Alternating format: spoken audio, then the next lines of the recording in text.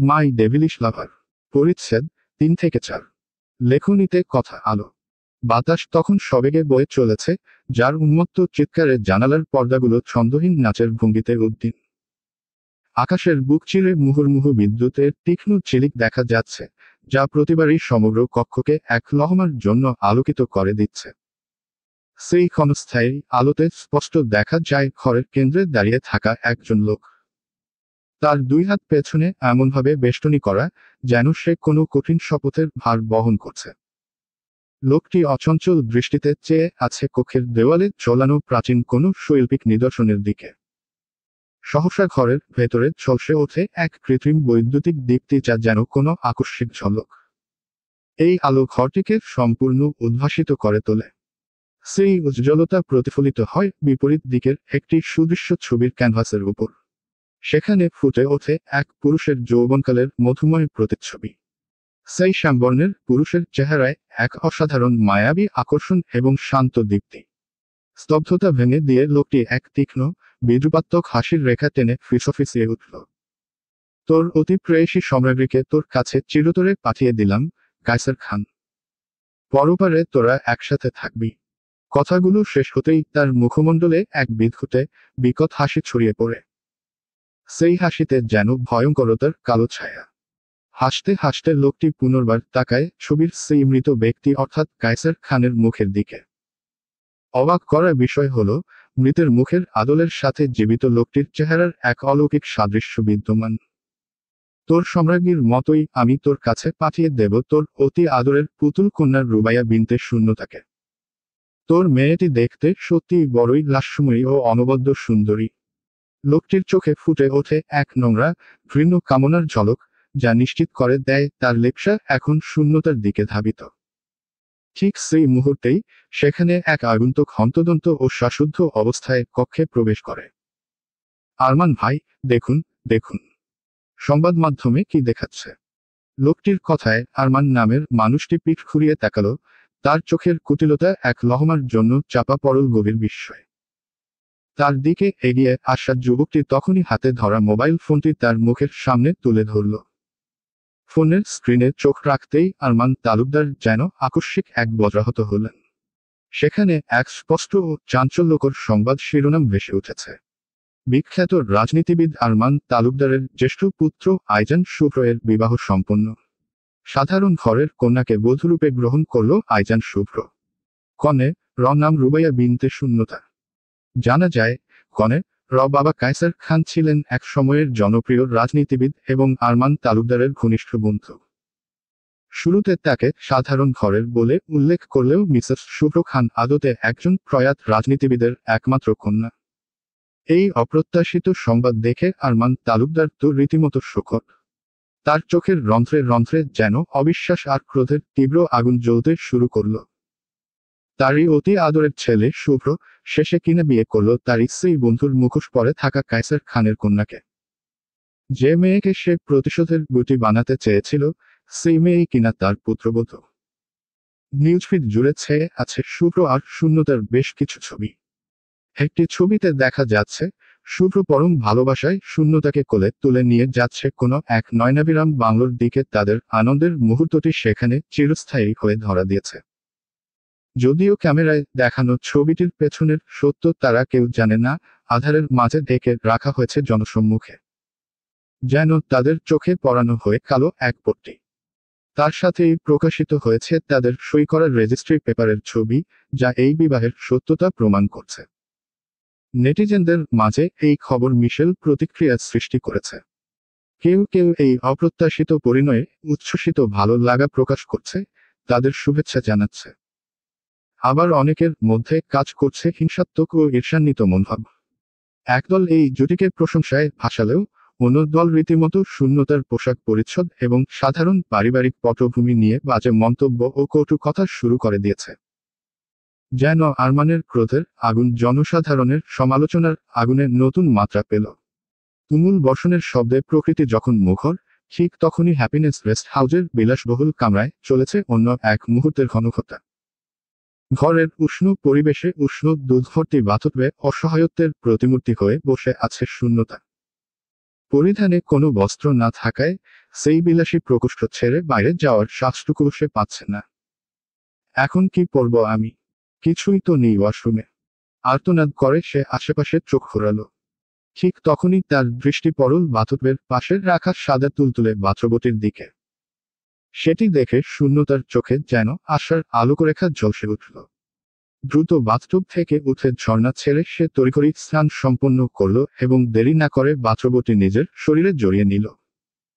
Bathroom পরে সে অতি সন্তর্পণে দরজার ছিটকিনি খুলে মাথাটি সামান্য উঁচিয়ে দেখার চেষ্টা করল শুভ্র আশেপাশে আছে কিনা। তাকে দেখতে না পেয়ে যেন হাফ ছেড়ে বাঁচল শূন্যতা। সে দ্রুত পায়ে ঘর থেকে বেরিয়ে পড়ল। যাক, শয়তানটা তাহলে চলে গেছে। সে যেই না স্বস্তির নিঃশ্বাস ফেলল, অমনি বারান্দা থেকে ঘরে এসে হাজির হলো শুভ্র। শুভ্রকে দেখে শূন্যতা একেবারে থতমত খেয়ে গেল। তার মুখমণ্ডল ভয়ে সাদা হয়ে গেল। তার মনে ভয় যদি সে আবারও তার উপর ঝাঁপিয়ে পড়ে। কিন্তু শুভ্র তার এই অপ্রত্যাশিত আচরণে তেমন কোনো প্রতিক্রিয়া দেখালো না। সে কেবল এক অন্য দৃষ্টিতে শূন্যতাকে পা থেকে মাথা অবধি একবার পরখ করে নিল। সেই দৃষ্টিতে ছিল না কোনো আগ্রাসন, বরং এক ধরনের গভীর মনোযোগ ও কামুকি দৃষ্টি, যা শূন্যতার অভ্যন্তর হেফর অফর করে দিচ্ছে। ঘরের দীর্ঘ নীরবতা ভেঙে শুভ্র শান্ত অথচ দৃঢ় কণ্ঠে নির্দেশ দিল, বেডে ড্রেস রাখা আছে, ওটা পরে নাও। শুভ্র কেবল কথাটুকু বলেই যেন হাওয়ায় মিশে গেল, দ্রুত প্রস্থান করল কামরাটি থেকে। তার অনুপস্থিতি উপলব্ধি করেই শূন্যতা যেন মুক্তির এক স্বস্তির নিঃশ্বাস ফেলল। ধীরে ধীরে সে বিছানার সন্নিকটে গিয়ে সতর্ক হাতে প্যাকেটটি তুলে নিল। প্যাকেট থেকে বস্ত্রটি উন্মোচন করতেই শূন্যতা যেন স্তম্ভিত হয়ে গেল। ভেতরে ছিল মণিমুগ্ধকর সূক্ষ্ম কারুকার্য করা এক গভীর নীল রেশমি সুতির ত্রিখণ্ড বস্ত্র বা থ্রিপিস। রূপালী জরির সুতো এবং ক্ষুদ্র ক্ষুদ্র প্রস্তরখণ্ডে খচিত নকশা যেন জামার শোভা শতগুণ বর্ধিত করেছে। সেই মহার্ঘ পোশাকটির দিকে স্নিগ্ধ ও সুষিক্ত নয়নে চেয়ে রইল শূন্যতা। এমন দামি ও বিলাসী বস্ত্র পরিধানের সৌভাগ্য তার জীবনে সর্বশেষ ঘটেছিল সেই সময়ে, যখন তার বাবা কায়সার খান জীবিত ছিলেন। তিনি নিজ হাতে যত্ন করে মা মেয়ের জন্য এমন পোশাক আনতেন, যত্নে মুড়ে রাখতেন যাতে একটি আঁচড়ও না লাগে। কিন্তু মাত্র 14 বছর বয়সেই বিধির নির্মম পরিহাসে তার মাথার উপর থেকে সেই স্নেহময় আশ্রটুকু বাবা নামক ছায়া চিরতরে ছিনিয়ে নেওয়া হলো। এরপর থেকেই শুরু হলো মা মেয়ের জীবনযুদ্ধ। কাছের মানুষ বলতে যাদের বোঝাতো, সেই দাদাবাড়ির আত্মীয় স্বজনও মুখ ফিরিয়ে নিল। বাবার কেনা পৈতৃক সম্পত্তিটুকুও হাতিয়ে নিয়ে তাদের বাড়ি থেকে বিতাড়িত করল। জগতে তাদের আর কোনো অবলম্বন রইল না। তার মা তো ছিলেন এতিম, নিজের বাবার বাড়ি বলতেও তার কিছু ছিল না। অতীতের বেদনাদায়ক স্মৃতিরাশি মনে ভিড় করতে করতেই শূন্যতা ড্রেসটি পরে ফেলল। পরিপাটি করে পোশাক পরে, কাঁধের উপর দিয়ে সিক্ত কেশরাশি আলগা করে দিতেই সে শুনতে পেল ভারী পদধ্বনির গমগম শব্দ। শব্দটি ক্রমশ তার দিকে নিকটবর্তী হচ্ছে। পরমুহূর্তেই তার পিঠের উন্মুক্ত ত্বকে কারোর এক শীতল হাতের স্পর্শ অনুভব হতেই সর্বাঙ্গ শিহরিত হয়ে উঠল শূন্যতার। সে চমকে চট করে পেছনে ফিরতে চাইল, কিন্তু ততক্ষণে সে অবলীলায় কারোর বলিষ্ঠ বাহুর বন্ধনে বন্দী। কি কি করছেন আপনি, সাহেব? ভয়ে তোতলামি করে কথাগুলো বলল শূন্যতা। তার হৃৎস্পন্দন তখন চরম পর্যায়ে, কারণ তার মনে সেই পুরনো ভয়, যদি শুভ্র আবারও তার ওপর আক্রমণ করে বসে। শুভ্র তার কানে নিচু গলায় ফিসফিস করে বলল, যার শব্দে ছিল তীব্র আকর্ষণ, you are looking so hot after the shower. মন মাতানো, দেহ শিউরে ওঠার মতো করে শুভ্র কথাগুলো বলার পর সে তার উষ্ণ শ্বাস ফেলে শূন্যতার কাঁধে মুখ ঘষতে ঘষতে এগিয়ে চলল। তার এই অপ্রত্যাশিত ঘনিষ্ঠতায় শূন্যতার সর্বাঙ্গ কেমন খিনখিন করে উঠল। যার প্রতি হৃদয়ে কোনো ভালোবাসা বা টান নেই, তার এমন আগ্রাসীর স্পর্শের শরীর তো বিতৃষ্ণায় হবে। শুভ্র যেই না শূন্যতার কাঁধ থেকে পোশাকের ফিতাটি আলগা করতে যাবে, ঠিক তখনই উচ্চস্বরে বেজে উঠল তার পকেটের মোবাইল ফোনটি। এমন সংবেদনশীল মুহূর্তে ফোন আসায় শুভ্র মুখমণ্ডলে তীব্র বিরক্তির ছাপ ফুটে উঠল। সে ফোন হাতে নিতেই দেখল কলটি তার পার্সোনাল অ্যাসিস্ট্যান্ট তাসফির। তাসফির নাম দেখে শুভ্র কপাল আরও কুঁচকে গেল। বিরক্তি সত্ত্বেও সে ফোনটি রিসিভ করে কানে ধরল। শুভ্র কেবল কিছু শোনার অপেক্ষা করছিল। ওপাশ থেকে আসা কয়েকটি বাক্য শোনা মাত্রই শুভ্র চোখ কপালে উঠল, তার হাত থেকে ফোনটি ছিটকে পড়ে গেল মেঝেতে সশব্দে। কাঁচ ভাঙার শব্দে ঘরের নিস্তব্ধতা খান খান হয়ে গেল। শুভ্র মুখমণ্ডল তখন আতঙ্ক ও অস্থিরতায় সাদা, অপ্রত্যাশিত কিছু শুনলে যেমন অবস্থায় পড়ে একজন মানুষ, শুভ্র যেন তাদের মাঝেরই একজন। সে দ্রুত নিজেকে সামলে নিয়ে শূন্যতার দিকে ফিরে তাকালো, কণ্ঠে চাপা উত্তেজনা। ফার্স্ট রেডি হও, আমাদের এখনই বের হতে হবে। শুভ্র এমন আচমকা পরিবর্তন দেখে শূন্যতা সামান্য বিস্মিত হলেও মুখে কিচ্ছুটি উচ্চারণ করল না। সে দ্রুততার সাথে চুপচাপ তৈরি হতে শুরু করল। অন্যদিকে শুভ্র অধৈর্য হয়ে উন্মত্তের মতো সারা ঘর জুড়ে পায়চারি করতে লাগল। তার এই অস্বাভাবিক অস্থিরতা শূন্যতার দৃষ্টি এড়াল না। কি হয়েছে লোকটার? এমন করছে কেন হঠাৎ? মনে মনে নিজেকে প্রশ্ন করলেও শূন্যতার শুভ্রকে একটি প্রশ্নও করার সাহস দেখাল না। তৈরি হয়ে শুভ্রর সামনে আসতেই সে এক মুহূর্ত দেরি না করে শূন্যতার হাত চেপে ধরল এবং হ্যাপিনেস রেস্ট হাউস থেকে তড়িৎ বেগে বেরিয়ে গেল। সুপরিচিত হাসপাতালের চত্বর দেখে শূন্যতা এক ঝলকে শুভ্র দিকে তাকাল। তার চোখে তখন নির্বাক প্রশ্ন। সে দেখল শুভ্র তখনও গাড়ির ড্রাইভিং সিটে একেবারে নির্জীব, প্রাণহীন হয়ে হেলান দিয়ে বসে আছে। তার চোখের কোণে জমে থাকা নিদারুণ হতাশা যেন এক অশুভ বার্তা দিচ্ছিল। একরাশ ভারী নিঃশ্বাস ফেলে শুভ্র কণ্ঠে উচ্চারিত হল সেই ভয়াবহ সত্য। Your mother is no more. Shubhra মুখ থেকে এই কয়েকটি বাক্য শোনা মাত্রই শূন্যতা যেন পাথর হয়ে যায়। হাহাকার করে বলে ওঠে, কি কি বলছেন আপনি? শুভ্র দিকে উত্তরের আশায় তাকাতেও কোনো উত্তর না আসায় পাগলিনীর মতো গাড়ির দরজা সশব্দে খুলে দিল। দিশেহারা অবস্থায় সে দৌড়ে বেরিয়ে গেল, উদ্ভ্রান্তের ন্যায় ছুটতে লাগলো মায়ের কেবিনের দিকে। পায়ের স্যান্ডেল বা স্লিপার কখন কোথায় খুলে পড়ে গেল সে খেয়ালও করল না। তার ভিজে চুলগুলো মুখের চারধারে উন্মত্তের মতো লেপ্টে আছে। এই অবস্থায় তাকে উন্মাদ লাগছিল। ছুটতে ছুটতে ঠিক কেবিনের সামনেই তার ধাক্কা লাগলো ডাক্তার আসিফের সাথে। আসিফ তাকে সামলাতে ধরতেই শূন্যতা ক্রোধে ও শোকে উন্মত্ত হয়ে তার শার্টের কলার নির্মমভাবে চেপে ধরল। এই ডাক্তার, সত্যি করে বল, আমার মা বেঁচে আছে তাই না? মিথ্যে বলছিস তোরা? কেন আমার কথার উত্তর দিচ্ছিস না? কেমন এক অশরীরী ভাঙা কণ্ঠে শূন্যতা প্রশ্নটি করল। শূন্যতার এমন উত্তেজিত রূপ এবং প্রশ্ন শুনে ডাক্তার আসিফ মুহূর্তের জন্য হতচকিত হয়ে গেল। সে কোনোমতে শূন্যতাকে শান্ত করার চেষ্টা করে দৃঢ় কিন্তু শীতল কণ্ঠে বলল, তোমার মা মারা গেছে, রুবাইয়া। আসিফের এই কথাগুলো শূন্যতার মস্তিষ্কে যেন শত সহস্র বজ্রপাতের রূপ নিল। তার মাথার উপর যেন সমগ্র মহাবিশ্ব মুহূর্তের মধ্যে ভেঙে পড়ল। যে মায়ের জীবন বাঁচাতে তার এতদিনের এলোমেলো তিল তিল করে গড়ে তোলা যুদ্ধ, সেই মাই কিনা তাকে বেঈমানের মতো একাকী ফেলে চলে গেল। কার জন্য সে এত কিছু করল? কিসের জন্য করল এই আত্মত্যাগ? আর যেন কিছুই ভাবতে পারল না সে। শরীরের ভারসাম্য আর ধরে রাখতে পারল না শূন্যতা। চেতনা লুপ্ত হয়ে সে যখন ভূমিতে লুটিয়ে পড়তে উদ্যত হলো, ঠিক তখনই আসিফ তাকে ধরতে গেল। কিন্তু আসিফের হাত স্পর্শ করার আগেই তার কানে বজ্রপাতের ন্যায় আছড়ে পড়ল একটি বাক্য, যা ছুটে এসেছে পেছনের দিক থেকে।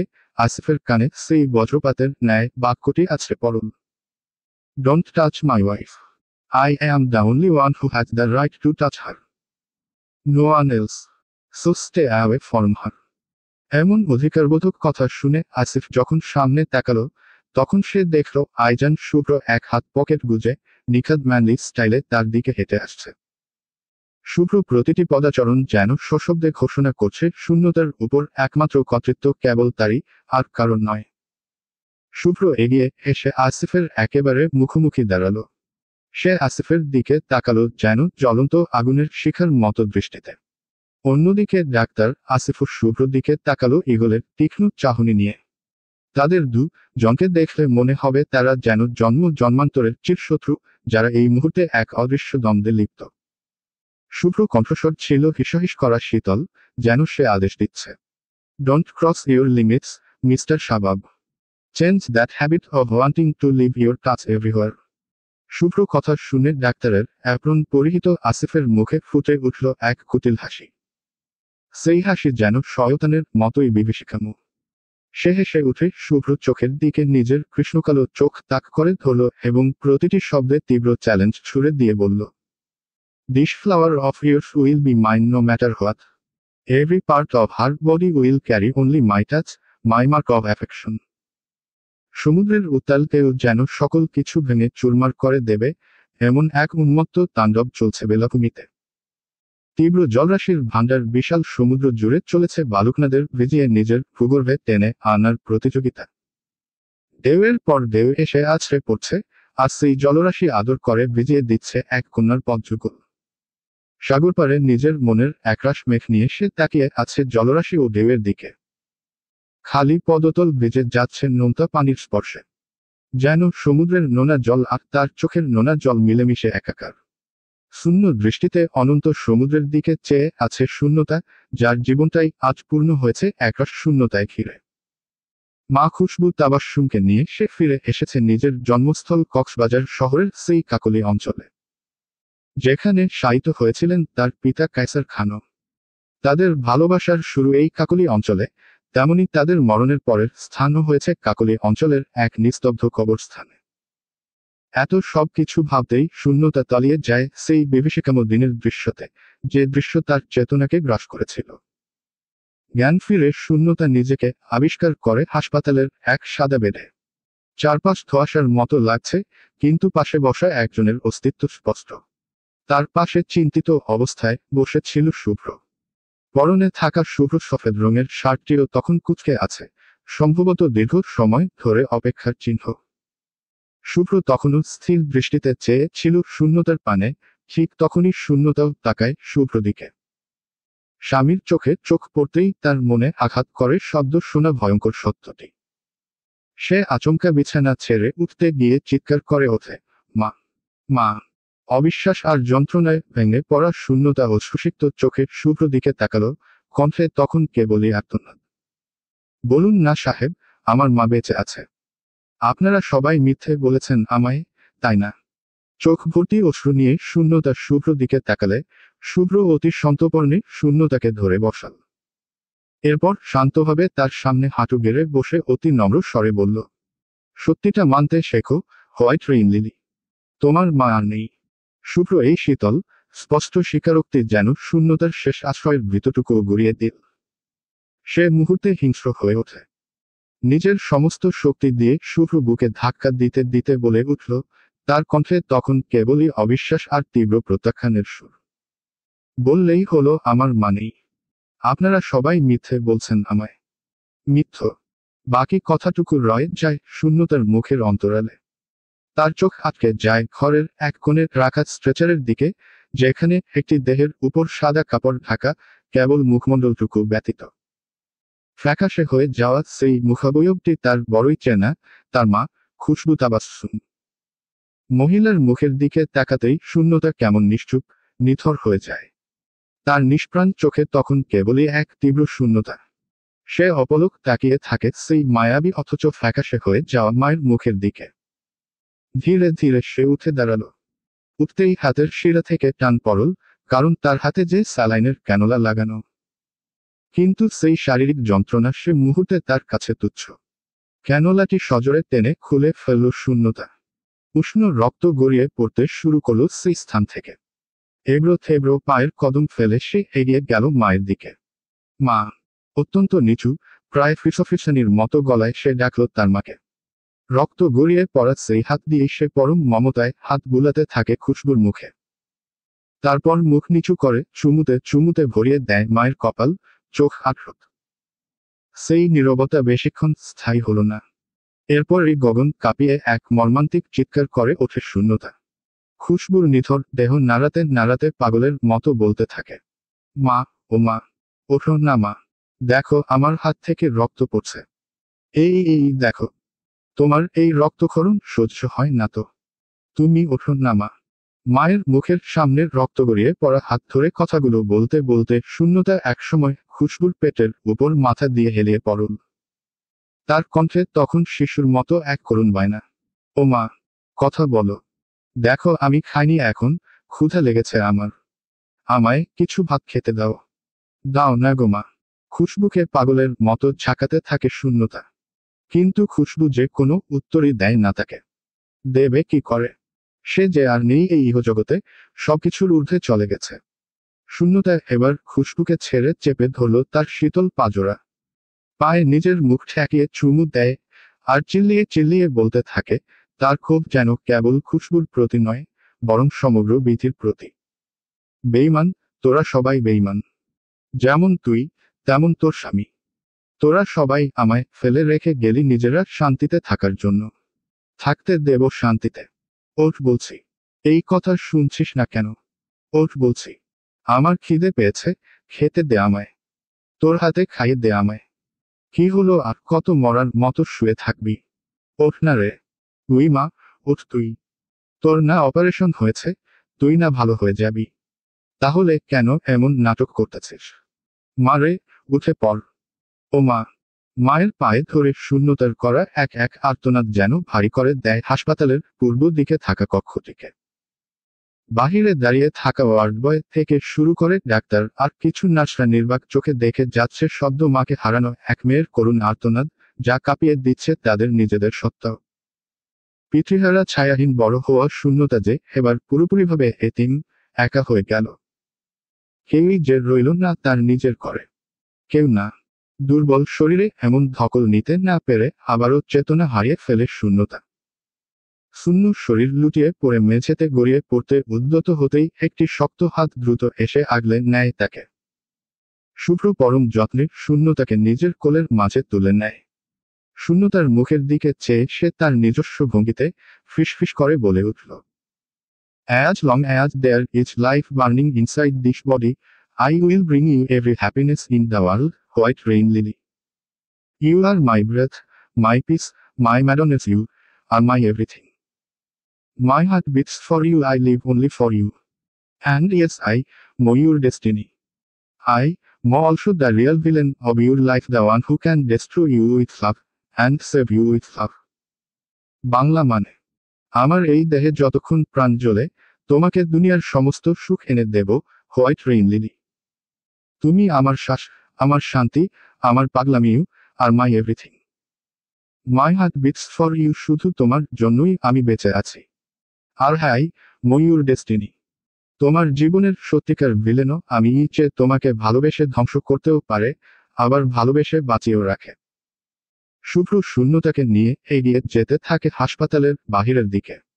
সিঁড়ি ডিঙিয়ে শূন্যতাকে কোলে তুলে নামতে থাকে শুভ্র। সিঁড়ির ধাপ পার হওয়ার সময় হঠাৎ করে শুভ্র কিছু একটা ভেবে শয়তানি হাসি দেয়, তার দৃষ্টিতে তখন একই সাথে উন্মাদ নেশা ও প্রতিশোধের এক ভয়ঙ্কর ঝলক। গাড়ির ঝাঁকুনিতে পিটপিট করে চোখ মেলে তাকায় শূন্যতা।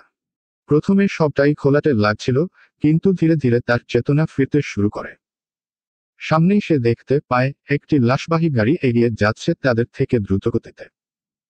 গাড়িটি দেখেই শূন্যতা বুঝে ফেলে গাড়িটি কার, আর কে রয়েছে এই গাড়িতে। তার মায়ের নিথর দেহ। চুপচাপ সে গাড়ির খোলা জানালা দিয়ে দেখতে থাকে বাইরের দৃশ্য। আর এদিকে তার কুন্তলরাশি উড়ে গিয়ে পড়ছে পাশে বসে থাকা শুভ্র মুখে। আশ্চর্যজনকভাবে শুভ্র এতে কোনো প্রকার বিরক্তি প্রকাশ না করে নিজ মনে গাড়ি চালিয়ে যেতে থাকে। একসময় তারা পৌঁছে যায় নিজেদের গন্তব্যে, সেই কাকলি অঞ্চলের কবরস্থানের কাছাকাছি। গাড়ি থামতেই দাফনের কাপড়ে মোড়ানো খুশবুকে বের করে আনা হয়।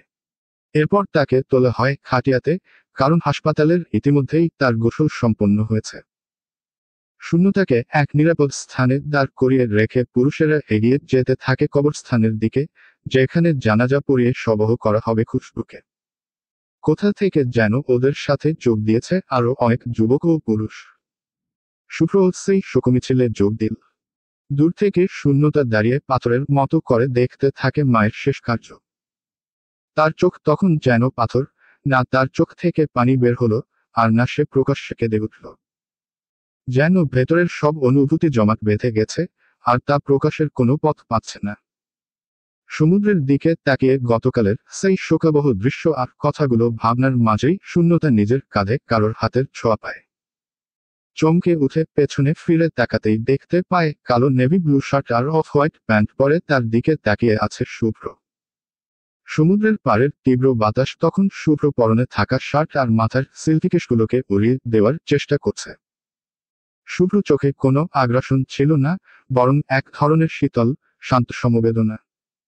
সে নিচু অধীর কণ্ঠে বলল, নিজের ভেতরে থাকা কান্নাগুলোকে কখনোই চেপে রাখতে নেই, হোয়াইট রেইন লিলি। কান্নাগুলোকে ভেতর থেকে বের করে দিতে হয়, না হলে তোমার বাবা মা কষ্ট পাবে। শূন্যতার শুভ্র কথা শুনে বোবার মতো করে তাকিয়ে থাকে। চোখের জল শুকিয়ে যাওয়া সেই পাথরের মতো মুখমণ্ডলে শুভ্র কথাগুলো যেন কোনো প্রতিক্রিয়া তৈরি করতে পারছিল না। শুভ্র যখন শূন্যতার দিকে শান্ত চোখে তাকালো, ঠিক তখনই শূন্যতার মাঝে যেন কি এক বাঁধ ভেঙে গেল। সে নিজেকে আর ধরে রাখতে পারল না। এক লহমায় সে শুভ্র বুকে ঝাঁপিয়ে পড়ল। তার ভেতরে এতক্ষণ ধরে চেপে রাখা কান্নার দলাগুলো এবার বাঁধ ভাঙা জলের মতো অশ্রুরূপে বেরিয়ে আসতে শুরু করল। চোখের উষ্ণ অশ্রুতে ভিজিয়ে দিতে থাকে শুভ্র শার্ট। শুভ্র শূন্যতাকে নিজের বাহুর বন্ধনে হালকা করে চেপে ধরে রাখল। মা, আমার মা, আয়া মা। ফোপাতে ফোপাতে সে মা মা বলে চিৎকার করতে থাকে।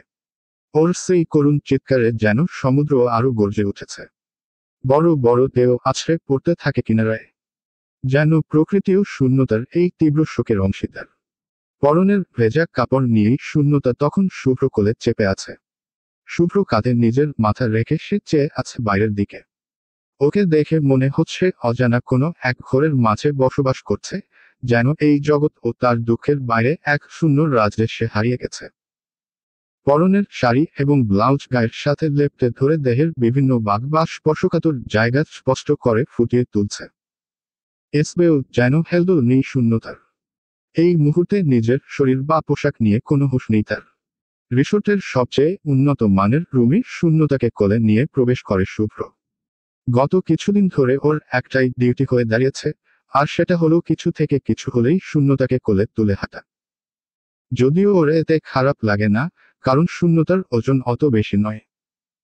রুমের ভেতরে প্রবেশ করে শুভ্র আলতো করে শূন্যতাকে কোল থেকে নামিয়ে দেয়। তারপর শান্ত কিন্তু দৃঢ় কণ্ঠে শূন্যতাকে আদেশ দেয় ফ্রেশ হওয়ার জন্য। যাও, ফ্রেশ হয়ে এসো। শূন্যতাও বিনা বাক্যব্যয়ে মেনে নেয় শুভ্র আদেশ। কেন যেন তার কথা বলতে ইচ্ছে করছে না। তার ভেতরের সব শক্তি যেন নিস্তেজ হয়ে গেছে।